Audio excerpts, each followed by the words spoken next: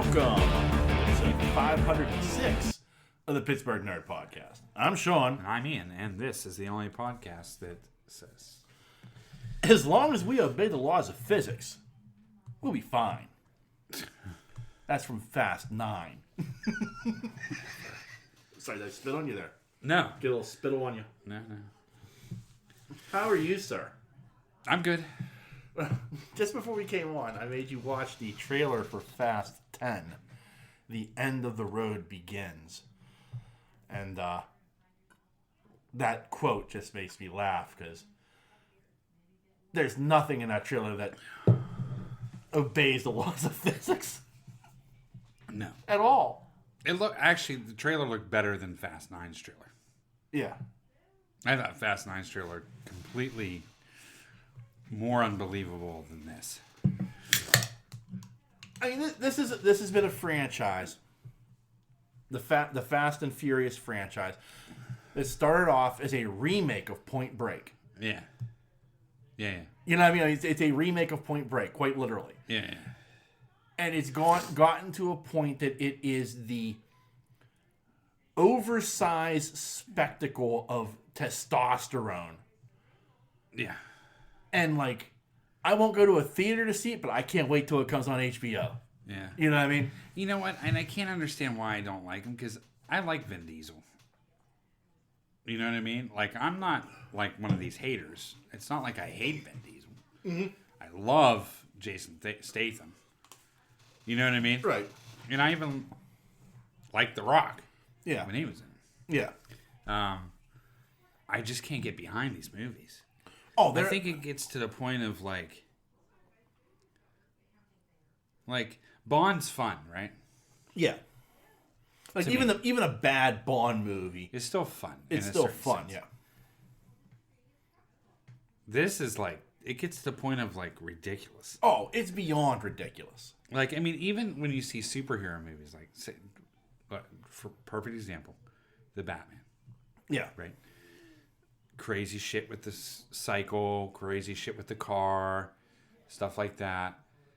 But it still feels a little rooted in reality. Correct. This is not at all. No, they like the movie where they had like the submarine chasing them across the ice.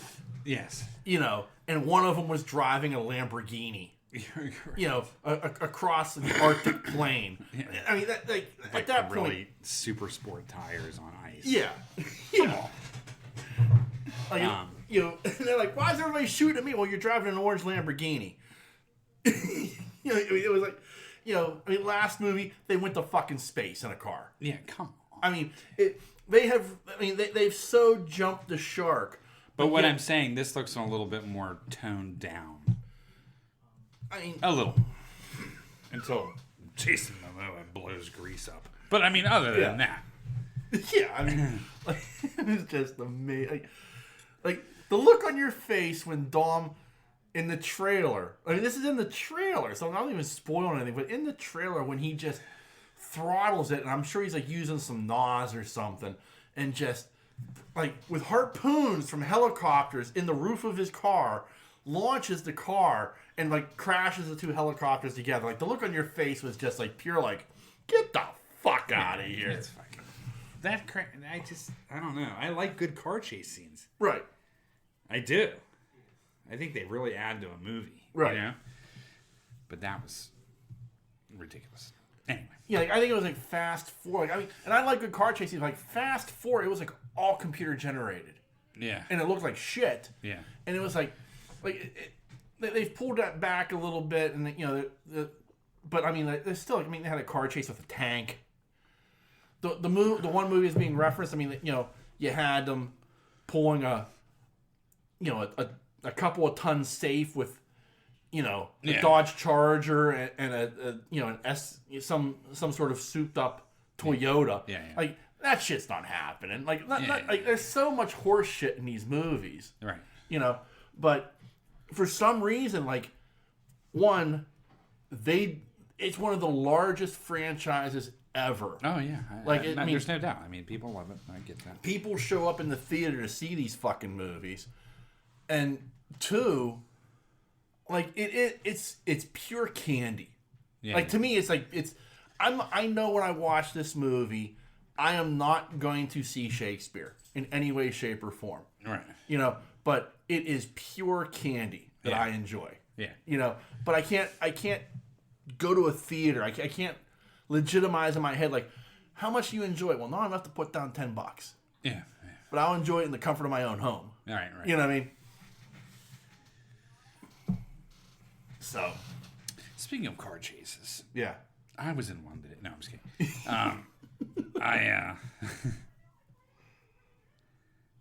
I watched again. I can't remember the name of the movie. Has Ryan Reynolds in it? 8. Oh, yeah, it's that one on Netflix. Yeah. Yeah, I know That what is you're a talking about. great fucking movie. I almost watched it today. Oh my god, you have to. I do. Holy shit! I'm almost down. I'm almost down right now that you haven't watched. I know. That is a good movie. Like movies on Netflix I mean, for like- some reason, they come and they disappear from like my radar. Oh my god, that. Yeah. I mean, they hold nothing back in this movie. Yeah, it's what's his name? Bay. Yeah, Michael Bay. Right. Michael Bay. And you're getting a Bay movie. Yeah. Oh yeah. But when I'm saying, but you also have Ryan Reynolds. Yeah. In this one. And I'm telling you, it is. I give the fucking thing 4.5 stars. Yeah. I mean, especially the car chase scene in the beginning. Yeah. Unfucking absolutely believable. Yeah. You have to see this movie. Yeah. No, I'm serious. Like it's one of my favorite movies Yeah. ever, as far as action wise. Yeah, like it's just all out balls to the wall. Michael Bay's blowing shit up. It is, but it has Ryan Reynolds. It almost has like a Ryan Reynolds story to it, Yeah. and you get it. It's like sort of what the Expendables should be, Yeah. if that makes Yeah. any sense. Do you know what I mean? Yeah. They're not ex-cons or anything. They're ghosts. Yeah. They're wiped off the map, Right. Yeah. right? And the whole story behind it, how there's a sub-story. Yeah. It's fucking incredible. Yeah. It's really good. I mean, you want a serious action film, this Yeah. is the motherfucker to see. Yeah. I mean, this is like, it's unbelievable. With tons of gore, Yeah. tons of fucking gunshots. Right. I mean, like, it's fucking amazing. Impalements. Yeah. I mean, it's great. Yeah. Absolutely fantastic. Yeah. No, for real. No, I get Like, that. I'm not doubting Better that. make another one. Yeah, I don't doubt that. I mean, it like I remember the trailer for it and everything, but it's like for some reason, like Netflix, like when they put a movie out, they like unless like it slides under my radar every single fucking time. Yeah. I don't know why. Like I'm more attuned to their shows than I am their movies. Yeah. And it's a shame because there are some good movies that I've kind of missed. I go back, well, I should go back and watch that. I never do for some Well, I've been reason. like thirsty for something really good to watch. I was like, Yeah. fuck it, I'm gonna watch this again. Yeah, Oh, was it completely worth it? Yeah. I might even watch it again tonight. yeah, I mean, it's that good of a fucking movie. right. Truly. I get it. mean, like, I get it. holy fuck. Yeah, yeah, It's badass. It takes this whole team and it dissects this whole team. yeah, And that's all I'm going to say. Each team member has a specialty. yeah, And you're only given a number. yeah, Because you're a ghost, right? yeah. Like you don't exist. Oh, Yeah. it's so fucking good. I mean, they've had good like The Gray Man. Yeah. That was a great movie. Great movie. The one about I can't remember the name of it. The ones who were immortal. It had Charlize Theron in it. Oh, yeah. Yeah. That was a good movie. That was a good this movie. is better too. than that. Yeah, but I mean, like they have like had like some very good movies. The one with Ryan Reynolds and The Rock. I can't remember. And Gal Gadot. Yeah. That was a great movie. That was a great movie. Yeah, This is better. yeah. So I mean, like, but my point I is, know. like Netflix does release some very good movies, some very good action movies, some real brain candy again. But for some reason, like, And it has just enough of Ryan Reynolds' snarkiness, yeah, but it does not over the top. right, Like he's playing it right. right, Do you know what I mean? yeah, Like it's not like what I'm saying is like it's not Fucking not Adam Sandler, but he's not Deadpool all the time. No. Yeah. I mean, like, there's comments, and it's Ryan Reynolds, right? Yeah. In this character, but the character is completely believable. Right. It's, oh my God, it's so fucking good. Yeah. Yeah, it's that good. I mean, you need to see it. I gotta sit down and give it a watch. Yeah, it's completely fucking worth it. So yeah, I watched that again. Yeah. And then caught up on 23. I got absolutely hooked on a show. Okay. Oh, man. And I actually had to fast forward through parts because I couldn't stand it any longer. Okay. The 100 or... Okay, yeah. The CW show. No. The Netflix... I think it's Korean. Oh. Fit... endurance fit muscular people. There's 100 contestants. I think it's called 100 something. Yeah, I think I know what you're talking about. Yeah. It was like I was watching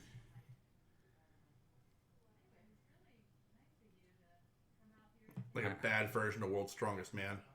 No, it's better than that. Okay. There's good points to the show. Excuse me. But there's also like it's dubbed. Yeah. And the dub's bad. Yeah. But is it like a show or is it like a legitimate competition? It's a competition. Okay. Yeah. Okay. And so, like, it's dubbed so badly that I just can't. I felt like I was watching The Iron Chef. Okay. Do you remember watching The Iron Chef? Oh, yeah, like back in the day. Like, right. Yeah, it was like horrible. Squeeze on. Yeah. Right? And how they would talk to each other, the judges, and then how they would talk on floor. Right. And then all of a sudden you would get a ha ha ha, you know. Yeah. Or a, she's so crazy. You know what I mean? Like, weird shit like that, right? So, that's how this whole thing is. And it's like, it got to the point where it was on my fucking nerves. Yeah. But then I had to see the challenge. Right. And so, like, they have people on here that this one guy, I don't even know how he even walks around and doesn't call himself a freaking Olympian god. Yeah. I mean, like, his calves are like this fucking big. Yeah. I've never seen anybody like that. Yeah. And these people are like fit, and they come from all walks of life. Some are cross trainers, some are MMA fighters, some are weightlifters, some are they're all different gymnasts. Right. All these different forms of personalities. Athlete. Yeah. No, that goes beyond personalities and like all these people, and it's just like, holy fuck, military, police, but they're all like probably the finest specimens of men and women, right? I mean, these people have like 1% body fat, most of them, right? Do you know what I mean? But the challenges were outrageous. It wasn't like it's not a Squid Game or anything. It's sort of like Squid Game, right? Without but with the death. Yeah. But their first challenge is in the first episode, they were like introducing them all. Yeah. It like took 45 minutes to introduce all these people. I'm like, I don't care. Yeah. I'm not investing in these people. Yeah, I just wanted to see them like blow a quad. 50 of them are going to be gone by the third episode. Right. I don't care about these people whatsoever. That's what was driving me nuts. But once the show got started and they started getting into the competition realm, I was like, God damn. You know what I mean? Like, so, I mean, it's not like nobody's got a bloody nose yet. Yeah. But what I found like most interesting about it, like the first challenge, they had to hang. Yeah. Hanging was their thing. And they had to hang from pipe, like a scaffolding, but like the strongest scaffolding on earth. Right. Thick pipe, It was lifted. They had to grab on it below, and it lifted them up. And whoever lasted the longest. Right. So that broke down the 50 and 50. Right. 50's on over here on top, 50's on here below. Right. I don't know why. But that's how it determined on how they split the 50s up. Right. And all the muscle heads fell almost immediately. Right, yeah, because they have no endurance. It's not it's not just the endurance, but you got to think of their body weight. Right. I mean, you're talking some guys are 300 pounds. Right. Yeah. No way. Right. Yeah. So it was kind of cool to see who lasted and who didn't. And that was cool. Right. But the interaction between was just oh, I think he's going to fall. Oh, I think he's going to fall. Oh, and they would repeat themselves. Right. And that's what kind of drove me nuts. It was just don't say it a third time. Yeah. Yeah. You know what I mean? Don't even say it twice. Yeah. Just say it and be done with it. Don't go. And it's almost like they were filling with that kind of shit. Yeah. It's driving me crazy. And so that's when I started fast forwarding because I was like, this is fucking stupid. I can't. Yeah. I just want to see the challenges. Yeah. Yeah. So the challenges were pretty. Do you want me to tell you, or should I spoil it, or just spoil it? Yeah. So the first challenge was the pipe. Yeah. Where they had to hang on, right? And I'll tell you the challenges I've watched so far because I haven't finished it. Right. And so it split them up, and then they had to team up. Yeah. Right. And so the second challenge is battle, and what it was is they got this. It wasn't a medicine ball. It was like a ball, but it was big. Yeah. And there was two arenas. One little arena was it almost looked like a kid's playground. Yeah. And then the second arena was this gigantic water pit surrounded by sandbags. Yeah. Right. And then tires and all this shit. There was two. Yeah. And then whoever was in the 50 got to choose who they fought. Yeah. Does that make sense? Right. Who won the pipe challenge. Right. Anyway, that got pretty brutal. You know what I mean? Yeah. And they only had 3 minutes. Yeah. And whoever had the ball at the last 3 minutes won. Okay? Right. So there was different kind of maneuvering and stuff. Right. Mental stuff trying to figure out how to do this. And it got pretty brutal. I mean, that was the most brutal one I saw. Yeah. Because they were they started to go out. And this one dude, these two MMA fighters, one was the old man and one was the young kid. Yeah. At one point, they were and he idolized this guy because he looked up to him, right? They were screw the ball. Yeah, they were just going to fight. They did. Yeah. They fucking had a little MMA fight. Yeah. No, for real. Yeah. I was like, dude, that's badass. That's fucking... Yeah. Yeah. So that was cool. So it went on. Before I go any further, I'm spoiling the hell out of this, so turn it off for the next 3 minutes. So the next one was unbelievable. So that knocked out 50 right off the bat. So now you're left with 50. Right. And now there's 5 teams. No. 18. I don't know. I can't remember how many were on a team. I swear there were 10 on a team, but there's not. Anyway, what they had to do is they go into this thing and they had to, number one, there was 20 stairs they had to climb. Right. Okay. Get to the top of the stairs. There's a rope bridge that they had to fucking they had to build the boards on. Oh, okay, yeah. So they have the boards, they bring them up and they build it and, Velcro, whatever they got to do, and build it all the way across. And at the end, there was this, well-looking thing, right? Mm-hmm.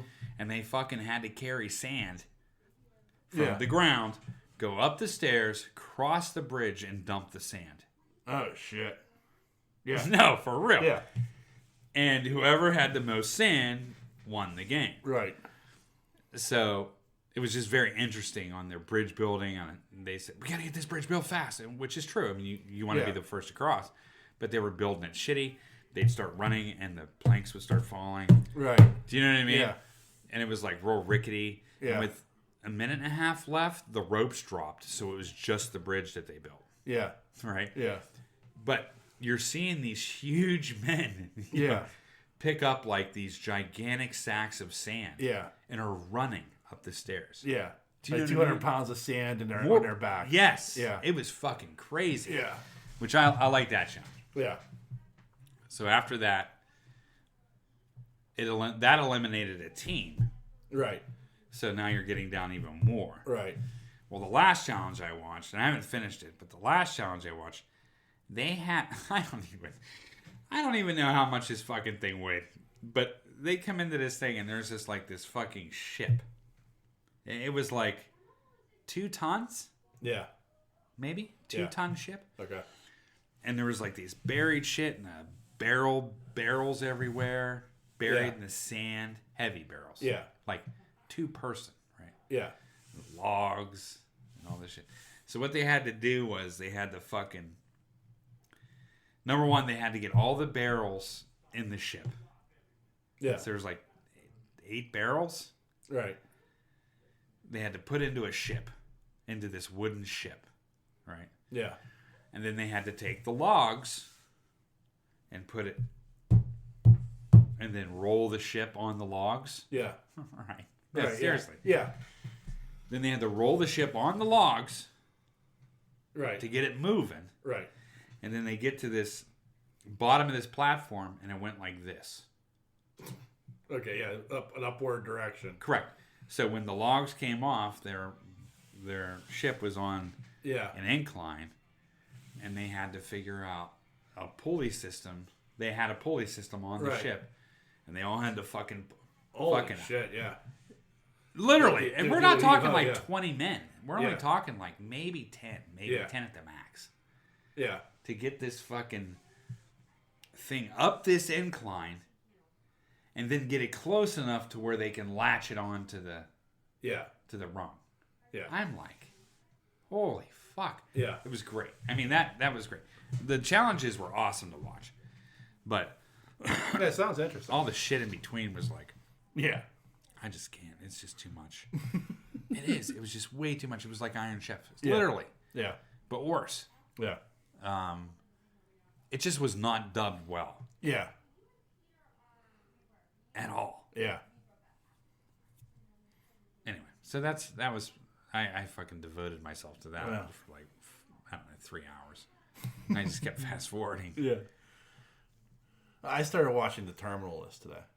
Oh, how's that? It's very good. Terminal List. What's this? It's on Amazon Prime. Yeah. And it's Chris Pratt is in it. He plays a Navy SEAL.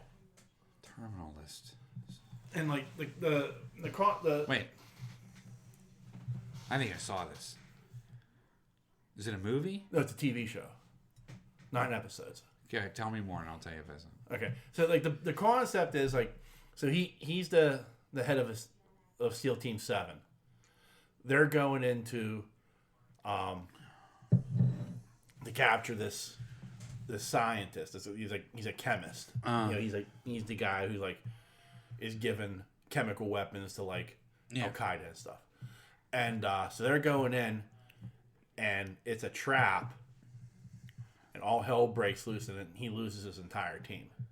Yeah, I think I've seen this. Yeah, but in the meantime, there was an IUD that went off. Yeah, and he got heavily concussed. Yeah. So, like his recounting of the issue comes in question because what he remembers isn't what matches up with the comms and everything else. And then on top of that, like he's like, there's something wrong with my head. Like he's going to get an MRI. Oh, he has cancer. Does he have cancer? He has a brain tumor. Yeah, brain tumor. But while he's in the MRI, like assassins come for him. Yeah. And they killed his wife and kid. Yeah. I've seen this. Yeah. It's a really good show. Yeah. I'm only up to episode 4, and episode 4 had the most brutal killing of a person I've ever seen. Do you remember that? No. I don't know how, because I know I watched this show. Spoiler alert. Because I remember the ending. Yeah. Spoiler alert for this then. That's when he finds the guy who was actually the assassin. Yeah. Who's in Mexico. Yeah. And he catches him. Like, it's like a Sicario stronghold. They take the stronghold. They get him. He drags him into like this barn or this something, and like guts him with an axe. I don't ever remember this. Oh yeah, strings him up by his intestine. Picks him, like guys like screaming. It's like his intestines are being pulled out, and he's like, "Now fucking walk." And like he takes like a couple of steps around like the pillar his intestines stuck to. Like his intestines are being pulled out as he walks, and he eventually dies. It's like, I'm like, oh shit, that is fucked. Like I was like, oh, it's a great show. Like it wasn't like done like, and the best part about this, it wasn't done in a way like, I mean, you see like, okay, like that's his intestine clearly, yeah. But it wasn't done in a way that you're like, oh, this is nasty. Like it was done well, like, but still, like, it's like, I guess the thing I like about this character is like Chris Pratt's character is like if Jack Reacher and Jack Ryan took that next step. Yeah. You know what I mean? Like he has no problem. Like he's like, I'll kill every fucking buddy. Right. I don't care. He has nothing to lose. Yeah. And so it's been a really good show. It's got Tyler Kitchen as well. For if you know him, he was in True Detective. He was in Friday Night Lights, and he played Gambit at one point. Yeah. We don't talk about that.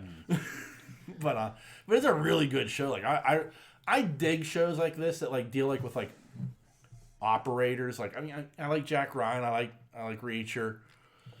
But this is another show that's like in that wheelhouse of like, this is why I couldn't have done this shit to begin with. Yeah. You know, I mean, like, I salute those. And I mean, and I love to hear, our friend Otter give us I hope he's watched it or will watch it and let me know how like the handling of weapons is.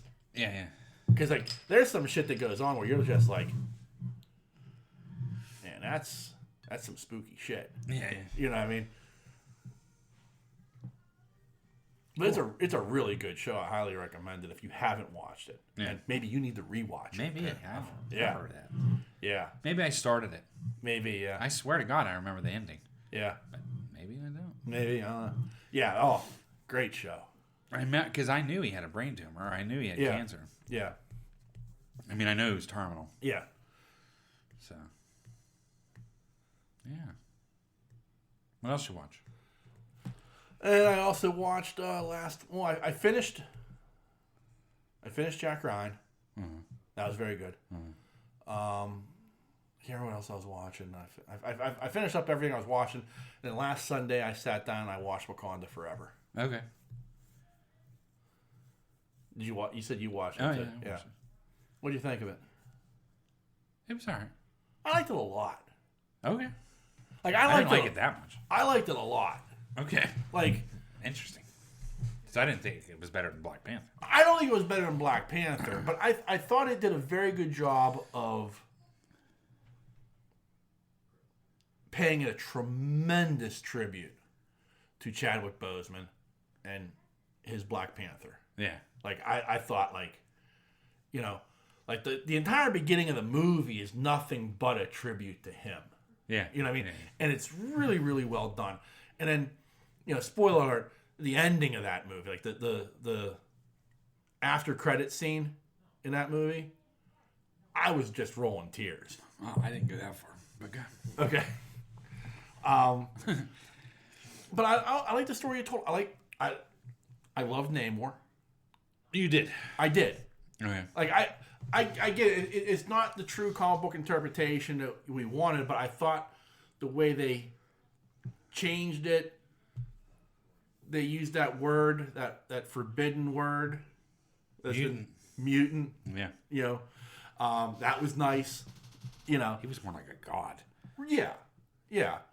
But like, let's say it was Apocalypse. Yeah. I mean, I wouldn't put him on. I wouldn't put Namor as your average mutant. No, I wouldn't either.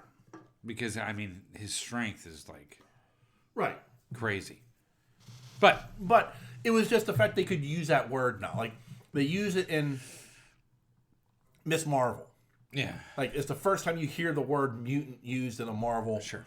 And they even played the little X-Men theme for a second there in that show. And it was just like, oh, here we go. Yeah, you know, and this was another step in that, you know, I was a mutant. I'm like, oh, okay.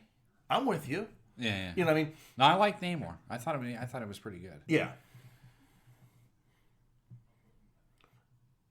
Yeah. I mean, there were... I mean, don't get me wrong. Like, there are some aspects of it where I'm like, yeah, it's a little cheesy. But overall, I thought it was a really good movie. Yeah. And like when I first pulled it up, I'm like, man, 2 hours and 45 minutes. This is a long motherfucker. Yeah, right. And at the end of it, I thought, well, it needed 2 hours and 45 minutes. Yeah. You know, it really did for everything it wanted to do. And I thought it did everything it wanted to do well. Okay. Like, you're right. Like, it's not. Is it better than the first Black Panther movie? No. But I feel like I would still put it in that top tier of Marvel movies. All right. You know, the top half. Yeah.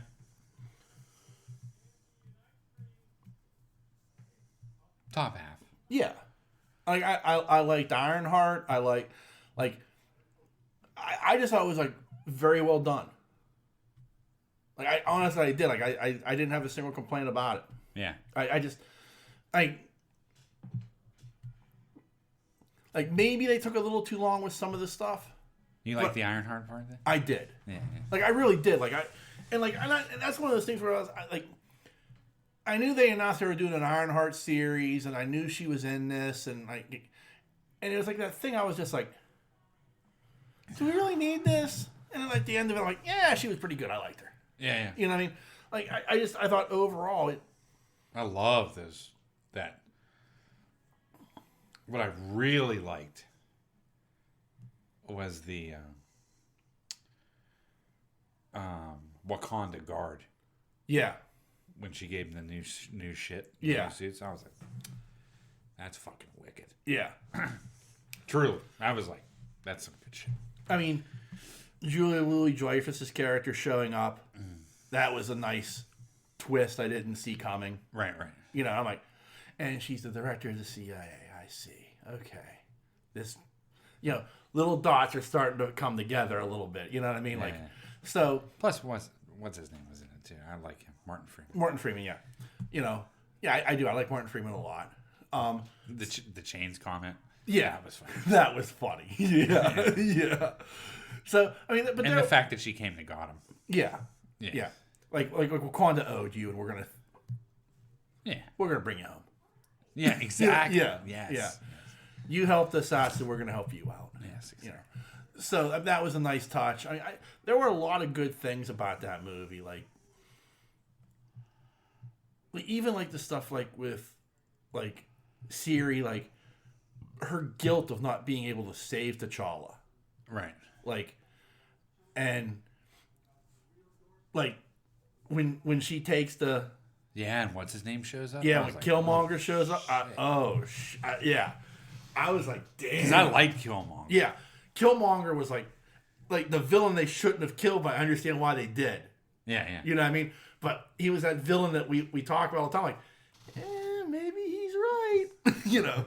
And like when he showed up and he's like, yeah, you didn't want to talk to your mommy, you wanted to talk to me. Yeah, he was like a perfect creative villain. Yeah. I mean, like, you got what he was doing. Yeah. You understood. Yeah. What he was doing. Yeah. It was wrong, but you got it. Right. But even in this, like that moment that he's having with Siri, and he's just like, you don't want to talk to your daddy because he's a hypocrite, and you don't want to talk to your brother because he's too noble. Yeah. You want to talk to me because you want to go as far as I'll go. Yeah. You know, like it was like a great scene. It was like the perfect scene. Like I was like, oh shit, Like, you know, and it made sense because that's what she wanted. She wanted vengeance. Oh, yeah. It was all about vengeance. And that's the person she needed to see, you know, on that material plane. Vengeance for her mother. Yeah. Yeah, she had a lot going on. I mean, she had vengeance for her mother and then her heartbreak of her brother dying. Yeah. But that scene her mother died was like, that was brutal. Yeah. Oh, yeah. She looked good in the costume. Yeah. I mean, she looked good in the Black Panther suit. Yeah. Like, I had no complaint about that. Like, I thought, like, okay, well, you know. Fight scenes were on par. Yeah. I had no problem with that. Yeah. A little bit of a problem with the blue people jumping out of the water. I was like, I get it, but I don't. I didn't have a problem with Namor whatsoever. Yeah, I get that. The blue people jumping out of the ocean like that just looked odd to me. Them climbing up the side of the ship looked odd to me. There was like no ropes. Yeah. You know what I mean? Like, it was just kind of like, they were just like, oh, I'm going to jump and I'm going to climb this motherfucker. And it just kind of like, was like, it kind of put me off a little bit. And I feel like Wakanda technology would have no seams. Right. You know? Yes. But it like, this was like my only problem with it is that end sequence felt too much like the ending of Aquaman. You know what I mean? Yeah. Like, minus the Kraken. Yeah. You know, but that's what it felt like. But that's fine. Right. Like, you know what I mean? But otherwise, like, I thought it was a very, very good movie. Yeah, I mean, I watched it. It was definitely watchable. I watched the whole thing. I was entertained. They kept going. Yeah. I didn't have any like problems with it. Yeah. The thing that sucks is I really liked the thing that really sucks about it for me is I really liked the conversation between what's his name, Black Panther and his sister. Yeah. I liked that interaction, that dynamic. Yeah. Yeah, I loved it. And then you throw in what's her name from The Walking Dead. Yeah. And it was this great triple threat. Right. It was like so good. Yeah. You know. I agree. I mean, I think it. Yeah, I mean, it missed the mark there. Well, obviously. Right. But I mean, there wasn't that person really for her to chime off of. You know what I mean? Like, there wasn't that other person. Right. And so, I don't know. It was... Man, the Queen put her down in her place, though. Holy fuck. Yeah. She was like, Yeah. Yeah, everybody else is like, you know, she stood up for us when her husband rebelled. Yeah, no, I don't give a fuck. You know? Yeah. I mean, she was like, you lost my daughter. Yeah. But, like... Poop patrol. Yeah. Yeah. Clean up after the rhinos. Yeah. But I get, like, it's one of the... I mean, Chadwick Boseman seemed like a great human being. Yeah. From everything I've read and everything people have talked about, he seemed like this awesome human being, and he got cast into the perfect role of him being the Black Panther. He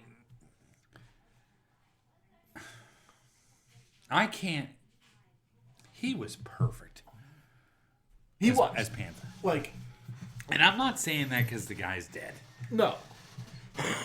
And I'm not paying homage or anything, but he was absolutely the perfect Black Panther. And I know they've casted a lot in the Marvel Universe. Right. Right? Tony. Yeah. Perfect. Cap. Great. Yeah. Strange. Yeah. Money. You know what I mean? Right. They've casted all these characters, and it's like really money on the mark on almost every single character they've cast. Right. Right? Right. But Panther from the books translated to screen. You know what I mean? Right. He was absolutely money. Yeah. I mean, you go back to not only Civil you get War. a phenomenal actor. Yeah, I mean, you go back to Civil War when you first meet him. You're just like, yeah, it's Black Panther. Oh, There's no doubt. Yeah. There's no doubt. None. The only thing that would have been better, and it probably would have been not good, is if his father was James Earl Jones. Yeah. But if he was James Earl Jones, everybody would be like, this is Coming to America, but like Marvel style. Yeah. You know what I mean? Yeah. You know what I mean? Exactly. Yeah. But he was perfect. Yeah. He was just absolutely perfect as Black Panther. He was. No doubt. Yeah. Man. What a loss. Like 3 movies. It's really 3 movies where he was featured. Like, he was in a 4th movie, but it wasn't, he didn't have a major role. But, like, he played a major role in 3 movies. Mm. And, like, it was, like, a blessing because he was so fucking good in that role. Mm. And I mean, it's like, and I'm glad they didn't recast it. So it didn't need to be. No. Like, like maybe it did in the way, like you sit there and you say to yourself, like, man, the Phase 5 needs T'Challa as the Black Panther. You know what I mean? But I'm glad, like, they said, like, no, we're not going to recast T'Challa. It would be a discredit to Chadwick Boseman, and I agree. Yeah, I mean, I think it was a classy move. I do too, because it would have been easy to do. It would be easy to say, hey, this shit happens all the time. They did it with Dumbledore. They did. They had to. Yeah.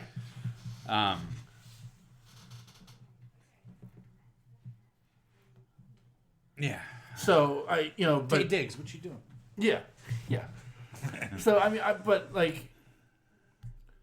I'm sorry. Like, I know you said, like, you did. I guess you didn't get teary-eyed at the end, that stinger scene at the end. But man, like, when that little kid is like, my name is Prince T'Challa, I'm like, oh shit. Yeah, I didn't get teary. Yeah, I did. I was a little emotional. Yeah. Yeah. Because I think it was that whole thing, like, I thought the kid was cute. Yeah, but I think it was that whole thing of like she goes. It was surprising. I didn't expect the kid. Yeah. I didn't see that coming. I was like, whoa. Yeah. But it was like that whole thing of like, she goes to Haiti, she goes to mourn, she does the thing her mother was going to do with the funeral clothing. She has those flashback moments, and you get that one last look of Boseman as Black Panther, and the whole Wakanda Forever thing, and their little interaction, the handshake, and everything. I'm like, oh fuck. So like I'm a little like. I think it sucked that she was working on a heart for him. Yeah, I think that's what was wrong with her, was his heart, right? Well, no, she was working on. She felt that if they could restore the Purple Heart plant, the plant that gave them the power of the Black Panther. Oh, I see. Yeah. That's what she was trying to restore, and she couldn't get it done in time. Yeah. And it wasn't until she got that bracelet from Namor. That was the plant was from. That mineral. Yeah. So that was like the thing. That was like the missing piece that she could create a synthetic version of it. Yeah. Anyway. Yeah. But yeah, I mean, it was a, but like so I'm already set up for it. You know what I mean? And then like, when she comes down with the kid and, and she's like, well, my Wakandan name is, and I'm just like, I'm done. Yeah. I can't take it. Need tissue. So I'm a softie though. Yeah. So yeah. So that was good. That was. Trying to think anything else I watched. Wasted my time on that stupid. There's not really a lot on right now. Right. Yeah, I'm kind of playing catch-up mode, trying to find things I've kind of missed. Yeah.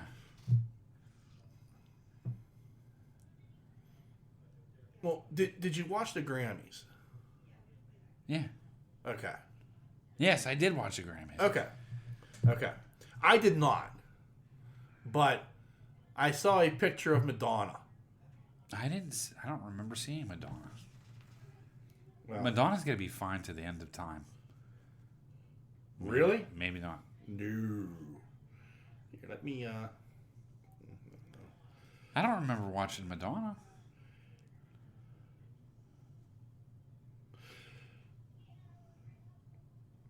Yeah. Madonna. Get the fuck out of here. Yeah. Really? Oh, yeah. Maybe not. Yeah. She looks like a fucking Muppet. That's really a bad shot. Well, I haven't found the good shot yet.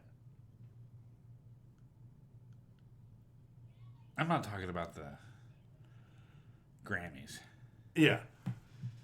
I mean, it amazes me. And I hate to do this. Like, I hate to do this. But at the same time, that there's a little bit of... It does look very odd in that picture. Yeah.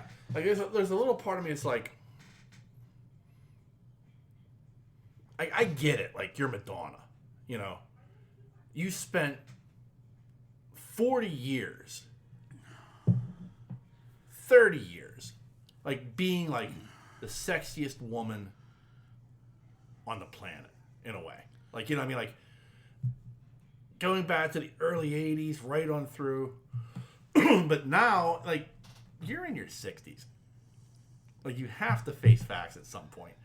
And you've been fighting, you know, father time for so long that, like, because, like, I look at Madonna and I go, wow, what have you done yourself? And then I look at Susanna Hoffs, who's the same fucking age as Madonna. Yeah, Susanna Hoffs, amazing. Yeah, like, aging, like, with incredible grace. Yeah.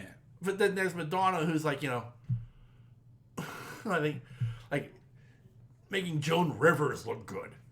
You know, I wouldn't go that far. Oh, I would. No. Like, I mean, it's sad. Okay. I don't share the same opinion. I think that's a bad shot of her. Okay, I mean, if you can find a better shot, show it to me. You might find.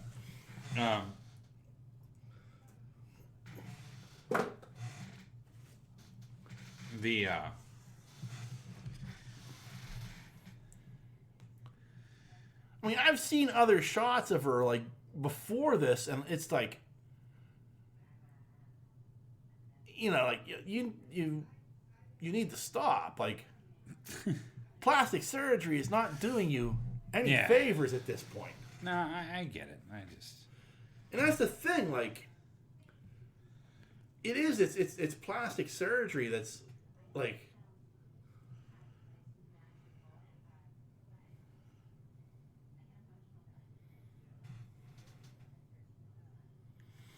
yeah, maybe it is the plastic surgery gone awry. Yeah.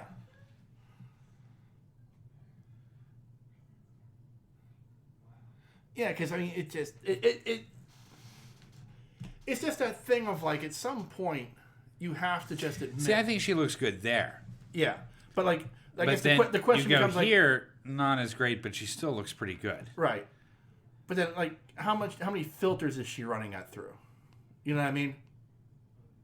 Yeah, I don't know. Yeah. So, I mean, it's that thing of, like... She doesn't even look that bad there. Yeah, so, like, between... And that's not really filtered. That's like kind of live. Right. So, I mean, like, the question becomes, like, so between, like, that and, like, when she appeared at the Grammys, like, what did she have done to her face that made it, like, look like she got stung by bees? Yeah, I don't know. Or maybe she just gained weight. I have no idea. Right. Right, I mean, it's just... But still, like, it's like... I still think she's fine. I don't care. Madonna's just, like... For me... I don't know. There was a lot of sex symbols back then. I mean, like... Crawford and... Right, and I mean... You know what I mean? I mean, like... Kathy Ireland. Like, look... Oh, yeah. Oh, yeah. I mean, but, I mean, let's... I mean... Giggity, Madonna giggity. rolling around on the stage at the MTV Video Awards, doing like a virgin. I mean, that's seared into my mind forever. Right. You know. Yeah. Yeah, I know. So, I mean, like, I get your point, like, where you're coming from, but, like, there's also, like, this point where, like, I wish she would stop trying to be 1985 Madonna. I get that. You know what I mean? Like,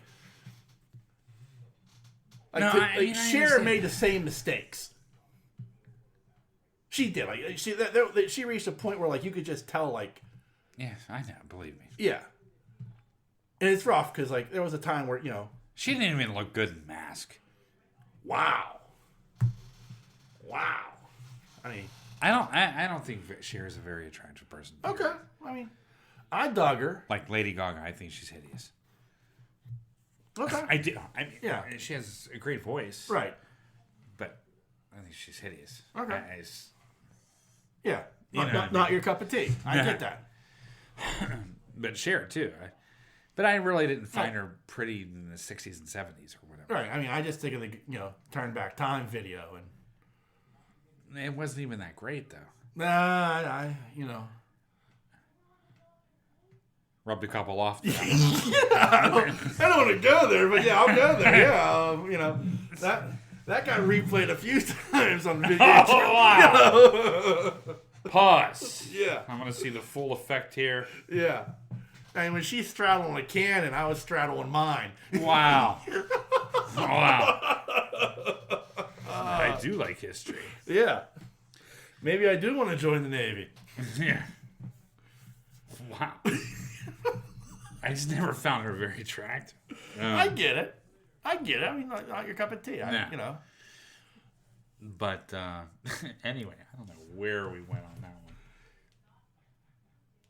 that one. Anyway, so yeah, I mean, I just thought it was interesting, like, and heartbreaking in a way that, like, somebody that like was. I just wish she would have aged gracefully, I guess is my thing. You know what I mean? Like, I wish she hadn't fought it and tried to be. Yeah, I know. I get it. You know what I mean? And it's hard. It's a hard thing to do because you're Madonna. I get it. Yeah, yeah. But there's a way to, like. I mean, I'm not saying she should be an old lady with her hair up and gray and everything, but, like, you've probably had so much fucking plastic surgery and stuff where, you're trying to turn back the hands of time and, you reach a point where it just doesn't work. Yeah, but you look at what's her name from the Rock and Roll Hall of Fame ceremony. Who? Who got inducted? Who the hell got inducted? I think I'm losing my mind. Like Ann and Nancy Wilson look better than her, and they're older. You know what I mean? Oh yeah. Yeah.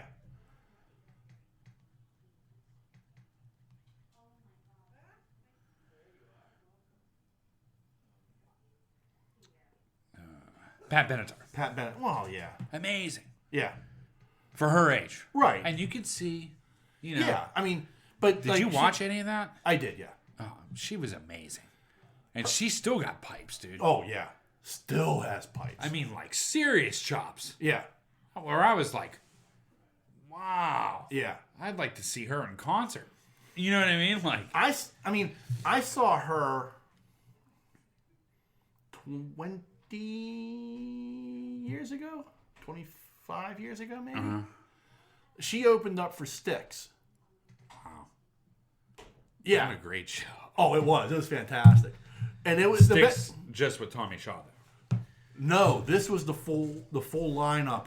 Oh, really? Except for the drummer who had died. Yeah, yeah. But yeah, it was the entire lineup of Styx. And they were doing a tour for the anniversary. That's amazing. Yeah. Of the Illusion tour. Grand Illusion tour. The Grand Illusion tour, yeah. Oh man, what a great! How did I miss that? I don't know, but yeah, it was a great show. Like, and she was the opening act, and she was fucking amazing. Wow, what a great show to go to. Yeah, but yeah, that was, and like it was great because like they had the stage set up. Dennis DeYoung. Dennis DeYoung was still with them, yeah.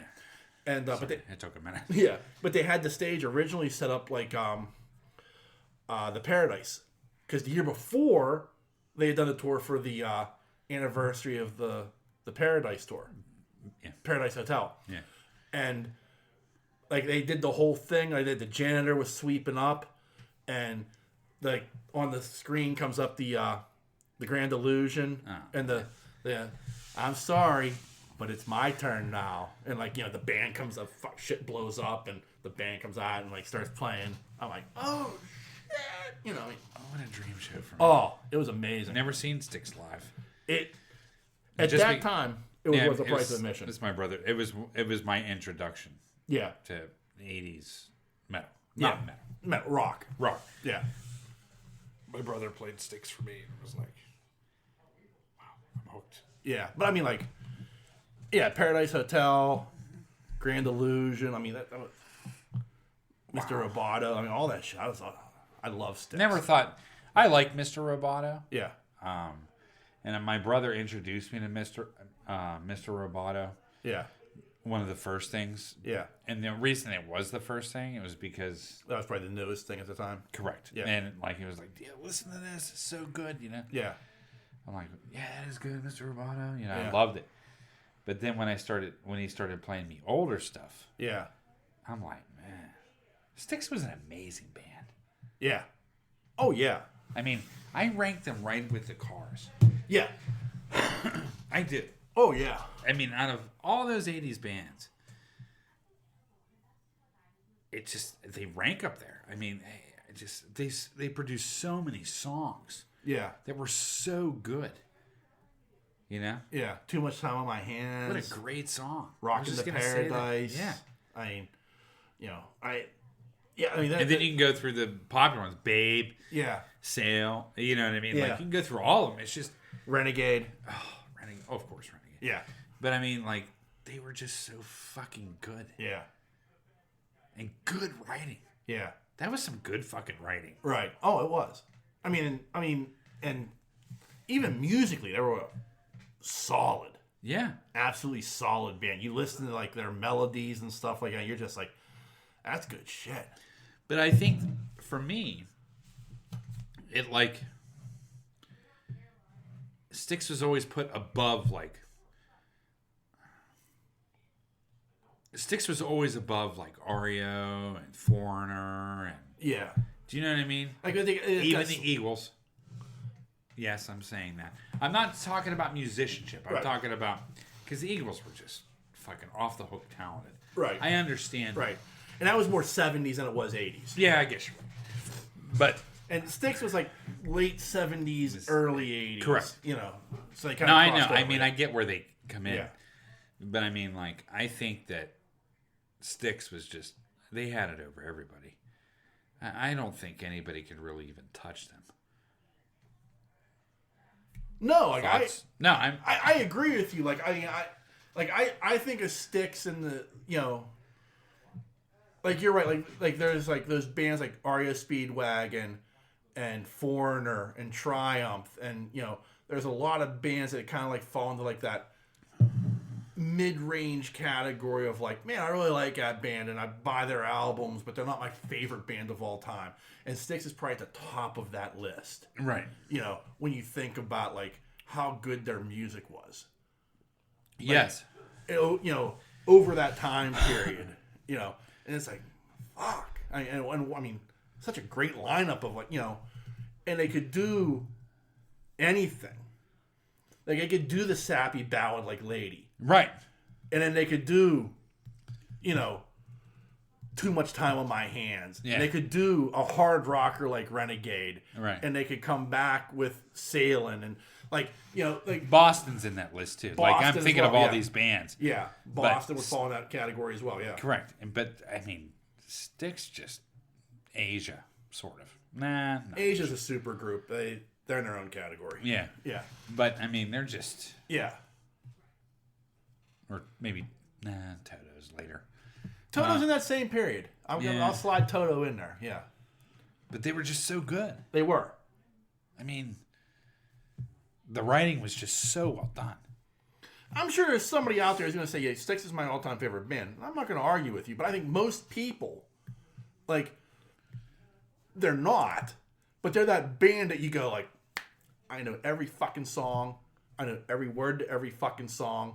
I've owned several of their albums because they're that fucking good. Yeah. Styx is one of my favorite bands. It is. Bad Company would slide in there. Correct. Yeah. But true. I mean, like, I love Styx. Yeah, I love as much as I love the Cars. Yeah. Because I think the Cars are the ultimate. Oh, yeah. I mean, the Cars they're a whole nother level of... Way ahead of their game. Yeah. Way. Yeah. Way ahead of their game. So badass. Yeah, the Cars are one of those bands where you're just like, how were they that fucking good? Yeah.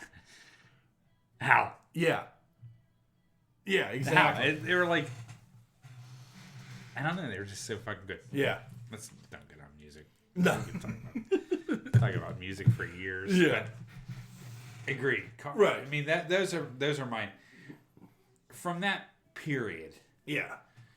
I mean, the Styx and Cars were just... I mean, a little bit later with the Cars, right? The Cars, I think, like... When did Moving... Like, Moving in Stereo came out, like, 1982. Okay. Like their debut album, I think, was, like, 78. Right. You know, but what then... was their first album? I think it was just called The Cars. Okay. But like, you know, they peak in, like, 85, 86 with Drive and that stuff. With Magic and... Yeah. Like they helped usher in that MTV era. Oh, yeah. You know. Like, it's like Magic is like that, the video, like, even if you don't know the Cars, if I showed you that video, like, oh, I remember this. You know. What was the,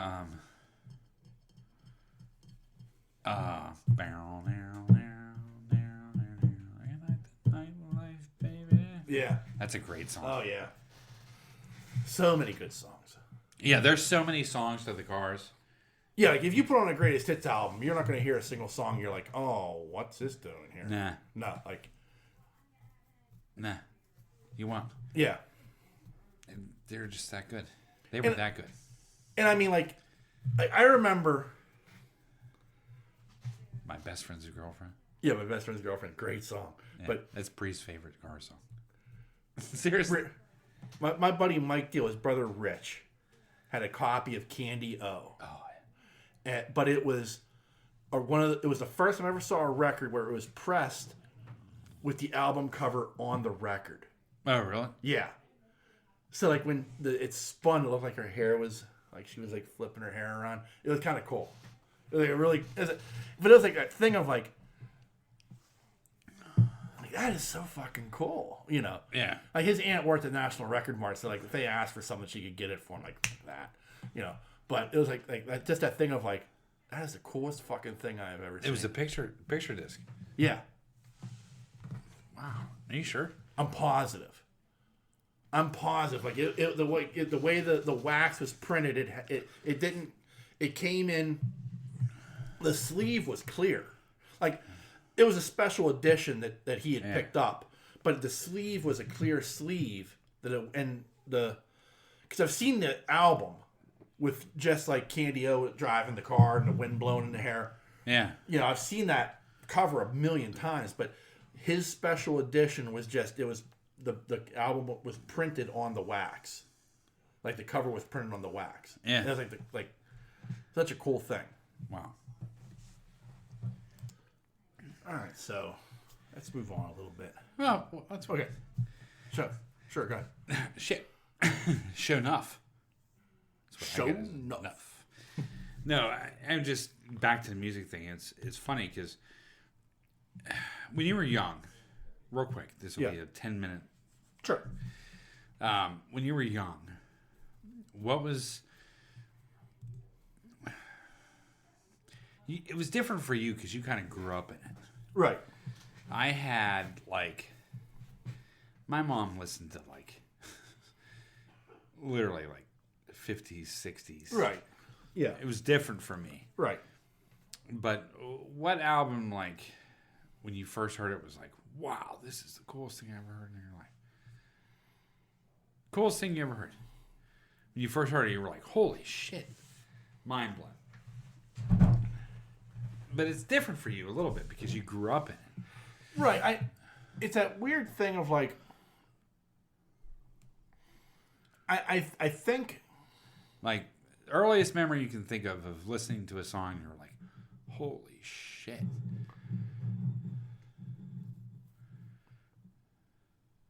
I think I'm not talking about Zeppelin and shit like right. that. I think the first time I heard, and it's gonna sound weird, but the first time I heard "The River" by Springsteen. Okay. Because that wasn't played all the time on the radio. It wasn't like a regular Springsteen song. And my dad had a copy of I can't remember what the name of that album is, but it was a double album, and like that was the song. Like even like I'm probably like 10 at this point. We're going through the shit at this point as a family. Like Nashville Tube's closed down. My dad's unemployed. He's doing odd jobs to make money. You know, they're doing what they can to scrape by. And like I think that was the first time, like even as a 10-year-old, like listening to that song, I was like, well, that's my parents. Yeah. You know what I mean? Like, you know, okay. Like even as that's deep. That's deeper than I thought it was going to be. Yeah, I just remember listening to that song, kind of knowing knowing my parents' history, knowing, it wasn't like they hid that from me. Even like as a 10-year-old, like I got your mom knocked up, and it was basically a shotgun wedding, in a way. Yeah. But like. I think because of the circumstances, and it's weird. And like I'm not saying like I had this horrible childhood and it was horrible and it was rough, but as much as my parents were trying to hide this fact from me, or not hide it, but like protect me from it in a way. Yeah. Like because you know this. When you're a parent, the last thing you want to do is have your children know, shit's deep. Yeah. You know what I mean? Yeah. Like, at that point, like, there's a lien on the house for, there's all this stuff. Like, things were bad for my parents. Yeah. And you can't help but notice it if you're paying any attention. Right. Like, I was trying to live my life as a kid. I was going on. I was having fun. I was doing the things a 10-year-old did. But the flip side of that was, I knew, like, I didn't believe in Santa Claus, but I believed in Santa Claus because I didn't want to think about what my parents had to do to make my Christmases special. Okay. Does that make sense? Yeah. Like, I'm 12, and I'm still writing a letter to Santa. Yeah. No other 12-year-olds do. But I was doing it because in my head I knew Santa didn't exist. But it also, psychologically, I was like, I don't know what my parents are giving up to make sure I have a good Christmas. Right. So psychologically, so I knew things were bad at that time in my parents' life. Okay. And they were, they had a car repossessed. Like all this bad stuff was happening. And I'm hearing this song, and it kind of like that clicked. Like I'm listening to it, and I'm like, yes, that's my parents' life. I mean, it's a weird thing, I know, and it's probably like deeper than it probably should be, but it's one of those first things I remember of like something like really hitting me and like me saying, I get that, Wow, I wasn't going that deep. Someone gonna bring me some tissues, please. I know it's fucking weird. It's really fucking weird, but that's just like. Now, I mean, the flip side of that, I will say this is like the first time I listened to something, and it just like it really like it because at 10 okay, The River is like I get that song, it makes sense to me, I understand it, and it's my family's life. Right. That's one thing. But a couple years later, the first time I really sit down and I listen to Van Halen 1. Yeah. Okay? Like, beginning to end. Yeah. It's like, I knew who Van Halen was. Right. I knew the songs. Like, so this is like, you're talking like, this is like 1984. And Van Halen was the biggest band in the land at that point. Right. And But I'm listening to Van Halen 1. And I remember it was in again, Mike Deal's house in Richie Deal's bedroom on his super expensive record player. Yeah. And we're sitting there and he plays Van Halen 1 for me, beginning to end. I just remember like thinking to myself, holy fuck. Yeah. That was amazing. Like it was like the first time I kind of opened myself to like. Yeah, that's what I'm looking for. Yeah. Like Van Halen, like, and it's a weird one because like not like my second favorite band, but like Van Halen 1 was that first album. I was just like, that's what music's supposed to do. Yeah. You know, that's what and I mean, in that album, like when you drop that needle on it, you just get eruption right off the bat. Yeah. You're just like, oh fuck. Yeah, right. What the fuck is this? And because again, like I knew who Van Halen was. I heard, you hear Janie's crying on DVE. You heard, the remake of the Kink song. You heard all this shit on the radio, but it was the first time I really where it like clicked. I guess get it. Like where you're just like, and like after that it was like other shit. Then I listened to Led Zeppelin 4. And then it's the Wall. Then it's there was so much stuff that like at that point when it clicked, I was like, well, I want to hear this, and I want to hear this, and I want to hear this because these are the classics everybody tells me about. Right. So like that's how it was. Like and then from there, and this always like I make my dad proud. I went backwards. Because it was like, well, okay, so Led Zeppelin's doing songs by this person and this person. They're doing these covers. I want to go back and listen to that person. So I'm listening to the blues. I'm listening to,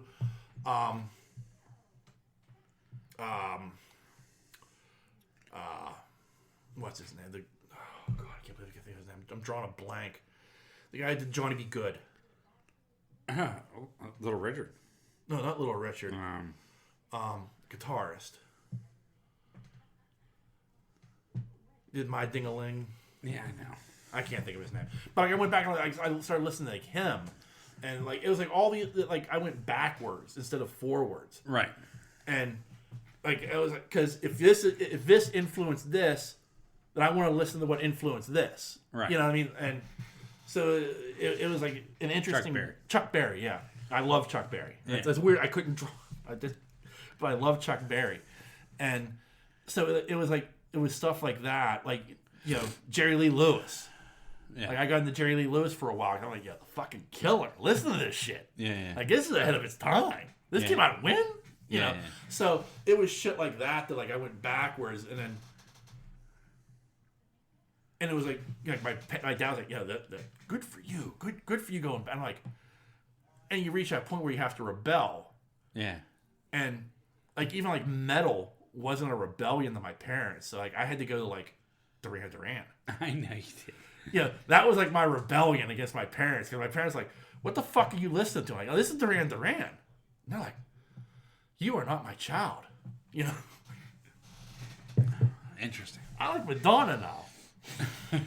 I like Depeche Mode. Yeah. Oh yeah, like Depeche Mode was like, I was like, what the fuck is Depeche Mode? They put out a new song about it.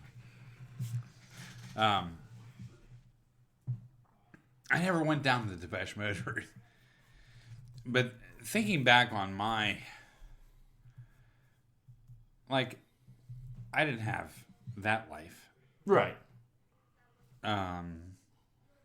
But my life was pretty troubled. I mean, in a different way. Right. I mean, your mom was a single parent. You were getting dropped off at my house which 5 nights a week. Created me. Yeah. Well, that introduced me to a whole new level of music. Right. That was unbelievable. Right. That's what got me into Zeppelin and Floyd. And, right. No, really. Yeah. But then you'd go and visit and you see your brother, and he was introducing you to the stuff that he was listening to, because at that time he was in his 20s. Styx. Yeah. Molly Hatchet. Like, I mean, that's what he listened to. Yeah. But thinking back, So I went down to my dad's house for one of the first times. I don't know if it was the first or second year I went down to West Virginia. Yeah. You know, and my brother came up here and met my mom and picked, dropped me off. And, we drove back down. And I can't even tell you how many times I did that. And we're listening to the music all the way in the car, all the stuff that was on. And what was it, 80? Yeah. 81? Yeah. He's like, when we get back to the house, I got a new album. Yeah. Right? He's like, because my brother was big on albums. Right. He's like, I got a new album, you got to listen to this. I'm like, I can remember the whole conversation. Yeah. And they're like, okay, yeah.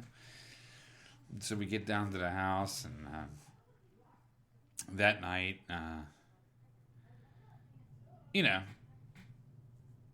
we get down to the living room. That's where nobody ever sat in that living room at all. Yeah. Ever, except for when we were playing chess or we were listening to records. Like the sitting room. Yeah, it was like a sitting room, but it had a couch, 2 couches and everything. It was huge, but nobody ever went there. Yeah. And except for when we were listening to records. And my brother put on Glass House by Billy Joel. Okay, yeah. And he fucking put on Pressure for me. Yeah. And I was like, what the fuck? I can remember. I'm 6, 7 years old, and I'm like, what is this? I never heard anything like this, and I loved it. I absolutely loved it. Yeah. That was one defining moment where I was like, wow, there's a whole world out here of music. I know it's 6 or 7, but at the same point, it's like, my music's just radio and mom's 50s and 60s albums. Right. And my dad, all he listened to was classical. Right. You know what I mean? Yeah. And like, I've seen the albums. Yeah. You know what he listened to. Yeah. Right. And so when I first heard that, I was like, oh my goodness, it's the best thing I ever heard, Yeah. Back then. And there was another time around the same time. Well, it was weird. It was like a trifold. It was like in the first couple of years. My sister played me the Eagles. Yeah. Which I did like. I mean, I do like the Eagles. I just don't like them as much as I do. Correct. Yeah. I was like, wow, that's really cool. Yeah. She was more on the... it's weird to even say the softer side of the 70s. Yeah. Do you like know the Carpenters and stuff like that? Yes, exactly. Like the Eagles and... Endless Love. Yeah. All that kind of crap. That's kind of what she was into. And then my other sister was sort of the rocker. And she listened to a lot of rock, but I heard it all from my brother. I mean, my brother had all that stuff. But I'll never forget, I'm driving back with my oldest sister. And, I don't know, went to town for something, and we were driving back, and fucking Steve Miller came on. Yeah. And I was like, what's the song? In your eyes, round and round. Oh yeah, I think the song's called Round and Round. Round and round and round she goes. Where she stops, nobody knows. Yeah. Every time you call my name, I heat up like a burning flame. Exactly. Yeah. I heard that and I was like, wow, this is great. I probably heard that on 8-track at the time. And I was like, well, this is some bull ass shit. So I got into Steve Miller from her. And then, believe it or not, and I really think this is like not a direction I went, but I appreciated the music. Yeah. Was Juice Newton came on. Okay, yeah. And I was like, damn, that's pretty good. You know what I mean? Like, I was like, I like this. Yeah. But, I was just interested on where you came from on, And the third part, I mean, a fourth part in this evolution of music is when I started staying at your house. Yeah. And, listen to fucking Summer of '69 every night when I went to sleep. Yeah, yeah. But at the same point, you were hearing the Eagles, you were hearing Bob Seger, you were hearing... Yeah, Seger was huge, but... Yeah, George Thorogood. Yeah, I still can't really listen to Thorogood, but I can listen to... And usually I change it if Summer of '69's on. Yeah. Just because... Yeah.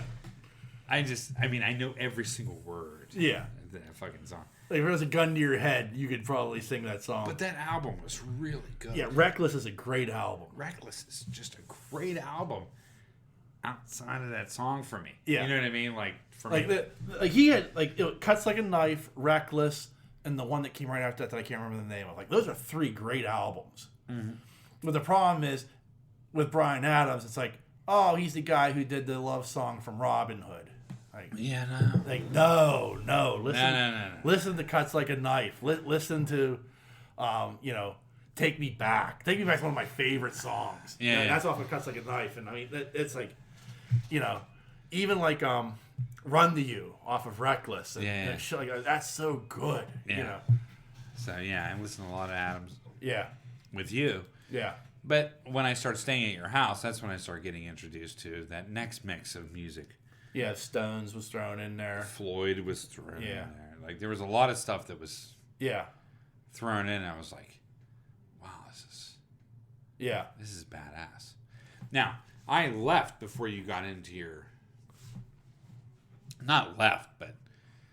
Like, you had gotten old enough you didn't have to stay over. Your mom was not working. Correct. Nice. And that's when you went into your rebellious phase. Yeah. And that's when I... See, what I didn't listen to... Yeah. All that stuff back then. Right. My first introduction to Depeche Mode was Violator. Right. Your introduction to Depeche Mode was much earlier. Yeah. So, I mean, like, I never got into that 80s push like that. Yeah. You know what I mean? Like, everybody knew Duran Duran. Right. But there was, like, other bands like Echo and the Bunnymen. Yeah. Susie and the Banshees. Yeah. And sitting in that room over there. Yeah. Yeah. Yeah, me and Lisa could go down that road, but I was listening to 100.7 Double X. Yeah, because that was where all that stuff was being played. Yeah. And then watching like 120 minutes. So I'm getting like that's when I got like we talked about like last week like REM. Yeah. And stuff like that. Like so there was like all this stuff that was kind of like this new wave stuff that was hitting me, plus the pop stuff, right? That like Duran Duran, because that wasn't considered like underground like Depeche Mode was, right? You know what I mean? But the Duran Duran and Madonna and all that type of stuff. Did you ever get into my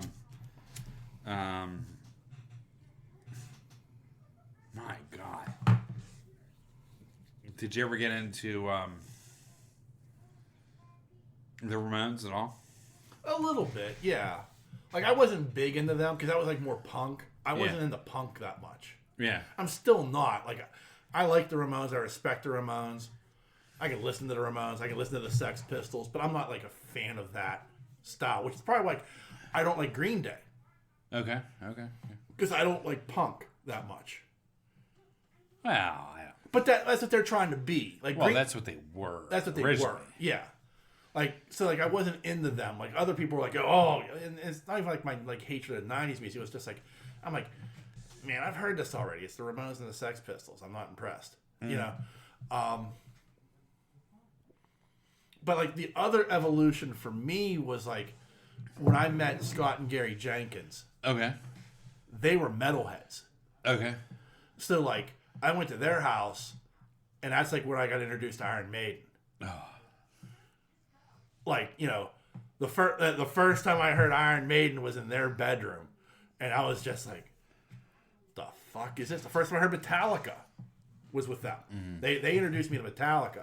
Like they're trying to play me the first album. They're like, this is hard and heavy. You'll love this. I'm like, and then they played me Ride the Lightning. I'm like, Ride the Lightning is much better. Yeah. And then like Kill 'Em All was rough. Yeah. But then, because it was like... raw. Yeah, it was raw. And then... Just like Too Fast for Love. Yeah. I mean...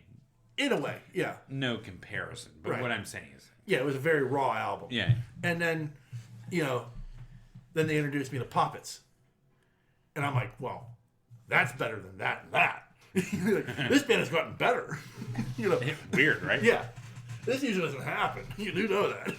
So, like, yeah, like that was like how I got introduced to like that type of music. Is I wasn't listening to it. It wasn't being played on the radio, and my parents didn't listen to it. Right. So, like, all of a sudden I'm playing like 666, and my dad's like, "What the fuck?" That's awesome. Yeah. Number of the beast, what the fuck are you listening to down there? Like, you wouldn't understand, old man. Fuck you, man. Under your breath. Yeah. Yeah. Yeah, exactly. Exactly. See, my next evolution really was like, it went from like my brother's shit. Yeah. And then, I mean, I've always hung out with Doug, Yeah. And I've listened to, Frank Zappa. I've listened to everything that the old man had. Yeah. In the cabinet. Yeah. But when his brothers introduced me to fucking Shout at the Devil, that was the other evolution for me. Where it was like, I was fucking mind blown. Yeah. And like, I was like, this is like, this is fucking crazy. Yeah. What I'm listening to right now. And then I went back, of course, at Too Fast. And they were playing Metallica. I was just like, this is me. Yeah. This is a point in your life where this is like, this is home. This is what I like. Yeah.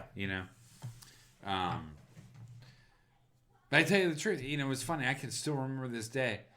Doug probably doesn't remember, but the older kids, came by playing their rock, and they had one of those big. I never had a big one, but they had this big ass fucking boom box. Not the ones that the speakers came off. It was just an old fashioned square boom box with but someone on the big ass fucking speakers. You know what I mean? Like on the, where the speakers were, they put 5150 on it. Yeah. And that's where I first really started getting into Van Halen. Yeah. I was like, wow. Yeah. You know what I mean? It was like, pop that tape in. Yeah. Jamming down the fucking room. Those are good days. Those were good days. Like, I remember, like, just like, I remember Mike back, like, because it's like this funny thing of like how people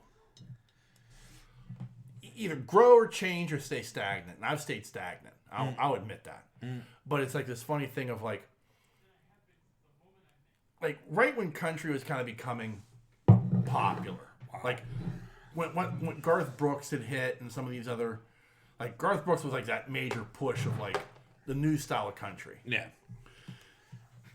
Like, and another influence on me was like Dave Backus, Mike Backus' brother, a buddy of mine. He was like an influence, and he started listening to country music. Like he had moved to Florida, and he came back, and he was like listening to country music and stuff like that. And I'm like, what the fuck, man? What the fuck is wrong with you? And he's like, when you want to get laid, you'll figure it out. And I'm like, and it's like funny because like his brother did the same thing. Like Mike eventually went from being like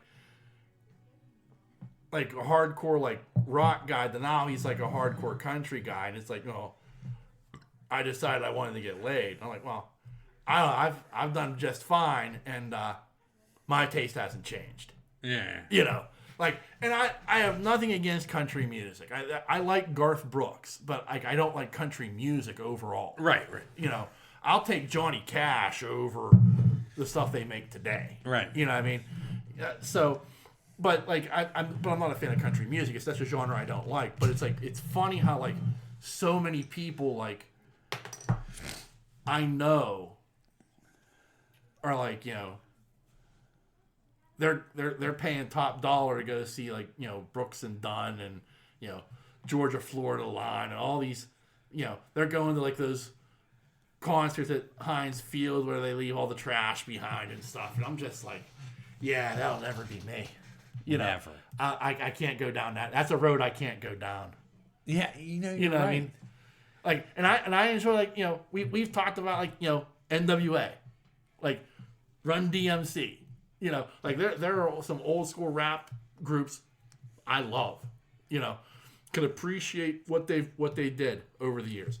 But man, country's just that one road I just can't go down. Yeah, I mean, like, when I was younger. Yeah. I mean, just because my family at the time listened to it. You know? And there's old Kenny G, you know, not Kenny G, Kenny Rogers. Yeah. Which I like some of his music. Right. But that was like pop country for the 70s and 80s. Him and Dolly Parton were like, correct. You know, well, I will not like Dolly Parton. Yeah, I mean Dolly Parton. The woman's amazing. Yeah, and like her contribution to music as a whole cannot be denied. And like even like her bluegrass, whatever she does, I can sit and listen to Dolly Parton. Yeah, I can because it's different. It's not. It's funny. The reason I don't like The reason I don't like country music is because it gets too twangy, and it gets too redneckish, and it gets too, you know what I mean? Yeah. But Dolly Parton reminds me of like Loretta Lynn. You know what I mean? Like it's different, right? Yeah. But anyway, yes, I went down a road where I was listening to a little bit of Alabama and a little bit of we got hit Randy Travis. That was something we did get hit with too, by our grandparents. Yeah. You know, watching the Barbara Mandrell show every Oak Ridge Saturday, Boys. like the Oak Ridge Boys, Alabama, George Strait, you know, all that type of that style of country music. And in fact, you know who I've gained in the past couple of months, who I've gained an extreme appreciation for?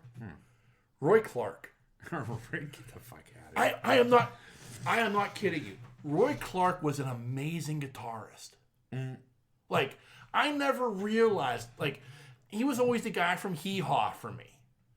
And I came across a video of him, it's this guitar solo of him, like, and it's like a very Spanish feel to it. It's fucking amazing. He was an amazing guitarist. Really? And hand to God, I'll show it to you. Yeah. Like, I'll show you the video. You'll be stunned. Wow. Like, I never knew. Like, I just thought he was the goofy guy from Hee Haw. I had no clue he was like this amazing guitarist. That's incredible. It is. That's crazy. It absolutely is. Like, I was just like, holy fuck. I just stumbled upon it on Facebook one day. Yeah. And it was like, it was him playing guitar on an episode of, oh God, my mind is the one with George and the two guys who lived together in the 70s. Oh. The Odd Couple. Ah. The Odd Couple. Say Bosom Buddies. No, The Odd Couple. Because that was my favorite show. Yeah. No, it was like an episode of The Odd Couple where he's playing like guitar. And I was like, holy fuck. And then I found another video of him doing this. And I'm like, holy shit. Let me see if I can find this. Yeah, but, you know, back then it was like, I really couldn't get into much country music. Yeah. I never really considered Cash country. You know? I mean, I like some Cash. Yeah, here. Oh, God. Oh, shit. Yeah. Psychedelic shit. Oh, yeah.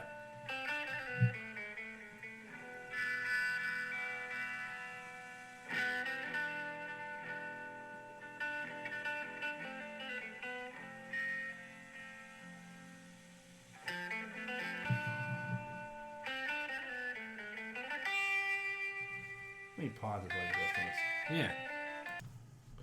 So, you will put some respect on Roy Clark's name, won't you? Oh, my God. That was amazing.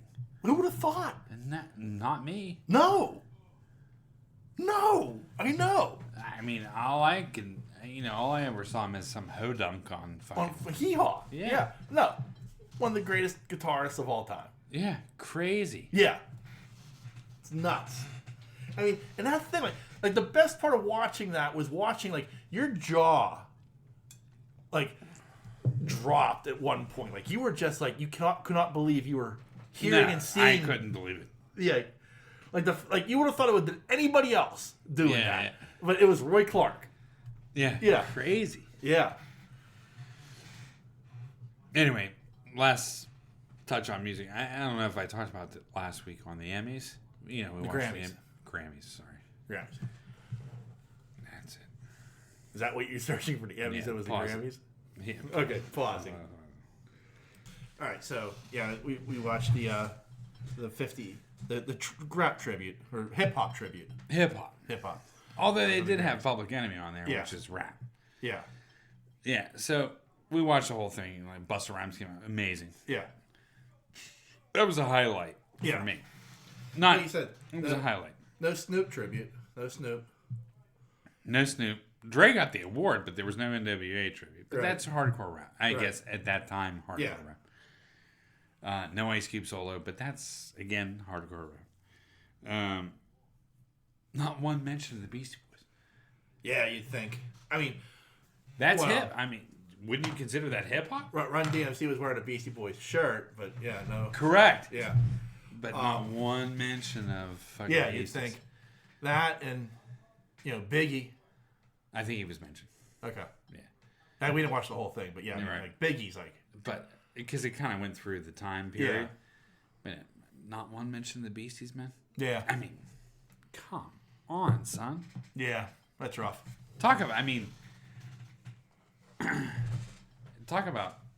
someone that falls into that category.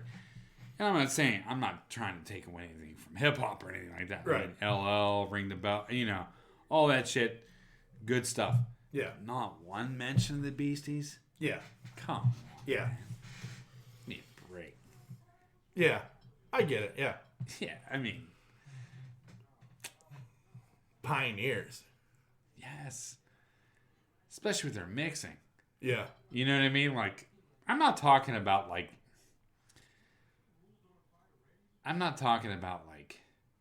No Sleep Till Brooklyn. Right. But I'm talking about But let's face it. Paul Revere. Hey, ladies. Paul's Boutique is considered one of the greatest hip hop albums of all time. I agree. I'm not saying that is just. There are quote unquote experts who would tell you Paul's Boutique is a top 10 all time hip hop album. But you're not going to give him props like that? Yeah. I mean, come on, man. And I'm not saying this because they're white, stuff like that. I'm just saying, truly based on hip hop. Yeah. Come on. Yeah. I agree. That's crazy town. I concur. I'm right there with you. They definitely deserve their spot. I mean, are they still snubbing M? Eminem? Yeah. You know what I mean? It drives me crazy. Yeah. I mean, the Beastie Boys are just... Yeah. You talk about funk. Yeah. And just craziness. Anyway. I just thought it was weird. It was good. I mean, don't get me wrong. It was good because they played through everybody from Yeah. From the beginnings to Latifah to... But it's that funny thing. Crazy. There were two groups, in my opinion, were responsible for putting hip hop and rap mainstream. Mainstream. And that's Run DMC and that's the Beastie Boys. Yeah. And and the only reason DMC was able to do it was because they did Walk This Way and they did it with Aerosmith. Yeah. Honestly. Because if you look at MTV at that time, hip hop wasn't getting any traction. Yeah. And it took that video with... And I hate to say it like this, but there may have been a bias. Sure. Because the other band, it takes Aerosmith being in a video with Run DMC to get that song to break through, and get them to break through. But also, who's the other band that does that? It's the Beasties. Oh yeah. Fight for Your Right to Party was everywhere. Right. You know what I mean? And early. And early, yeah. So everybody points like, well, yeah, Yo MTV Raps and all that. Yeah, this is before Yo MTV Raps. But those two videos are responsible for getting Yo MTV Raps traction. Mm. Because MTV had no interest in hip hop at all. Not at that time. And they were called out on it by like other artists like Blondie. Yeah. Because she was deep in the scene in New York. Like, I mean, she had Grandmaster Flash on Rapture. Yeah. That was like way ahead of its time. Yeah. Like she was like they were right there. But MTV was like, no, thank you. We don't want that. And it took a major breakthrough to get hip hop. Crazy, right? Yeah, it is. It's crazy to think about. All right. Anyway. So, anything else I'd like to add to the proceedings? No, man. Okay. Well, remember, bring the noise. Remember, there are a number of different ways you can reach out and touch us. Oh, by the way, who's winning the Super Bowl tomorrow? Before we go down that road, real quick. Just real quick. Who's going to win? Yeah.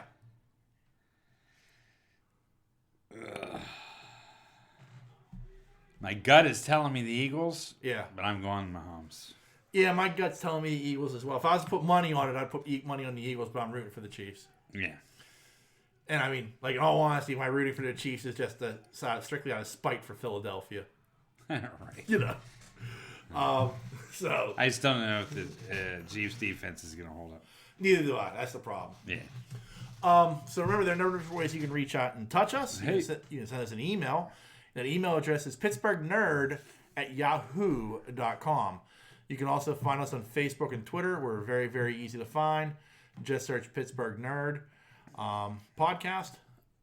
And we are on a number of podcasting networks. I got lost there for a second. Yeah, I thought.